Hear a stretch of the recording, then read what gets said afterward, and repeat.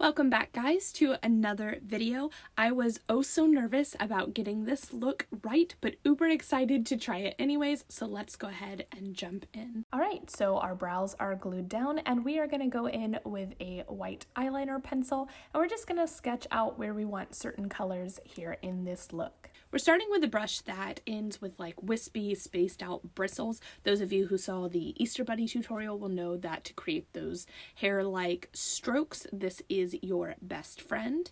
And then the key to getting the texture that we want is actually layers. We're starting first with dark brown because that is the base of this look, and then we went in with a tan color followed by an uber white around the mouth, under the eyes, and a little bit on the nose. I did end up making it a little bit too light, but like I said, this look is really all about layers. I think if I were to go and do this again, I would perhaps start off with my mid-tone and then get deeper and lighter in that order. But, you know, you live and you learn. I needed to clean up around the eyes, and then I used a pink liquid lip, the same from the bunny paint, to get my little nose and then my bottom lip. Add black eyeliner in your waterline and drag in those inner corners for that cat-like shape. I also outlined my upper lid because I wanted to try my hand at painting on eyes, and spoiler alert, did not like them. Will retry in the future. I used that same pencil liner to outline my upper lip, giving it that little like kitty curl here at the inner corners, and then I also darkened my philtrum, which by the way is the name for that little divot under your nose headed towards your lip. There you have it. The word you didn't know you didn't know. Try to use it today in a sentence. I used a brush to smoke out that black liner around what will be my painted on eyes, and I made sure to drag that color from the inner corner and down the sides of my nose, again just to emphasize that like cat-like or sharp shape. I also added some furrowed fur forehead details, say that 5 times fast. With a detail brush, after having done all of those layers, I felt like I was missing some detail.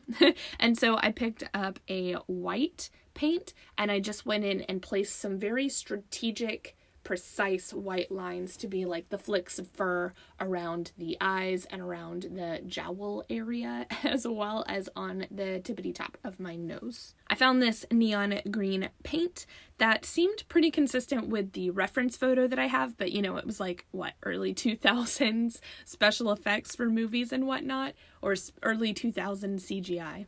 I'd never painted eyes before, and honestly, I'm gonna have to try this again because I decided halfway through painting these on that I was just gonna leave my eyeballs open, and then I moved on to the body. So Hermione is dressed in the Slytherin garb for this look. We decided to do a collar with the Slytherin tie and then a cute little gray sweater. So first I filled in the white, I filled in the sweater with gray. I also outline everything that I do with like a brownish black, very, very thin line. The thicker that line, the more it looks like a cartoon. And then my favorite part of literally any look, any body painting, is just the highlighting and the shading, simply because it can really bring something rather basic to life. And even though it's tedious, it's very, very therapeutic. So as far as the shading goes, I usually stick to more like cool tones on white because it's a more realistic shadow color. If you put something warm on top of your white, it's gonna look dingy or gross, which is why I used a ton of like rich browns when I was making myself disgusting for the Beetlejuice look that I did last Halloween. As I get to places that would be more dramatic of a difference between the highs and the lows, so something that would create like a rather sharp shadow, I am adding just a pinch of black to the very deepest bit of that shadow. The ears are some Model Magic on a headband, and that is it for today's look. Thank you guys so much for watching. Please subscribe or come back on Monday to see what's next in this Harry Potter series, and I will see you then. Mischief managed.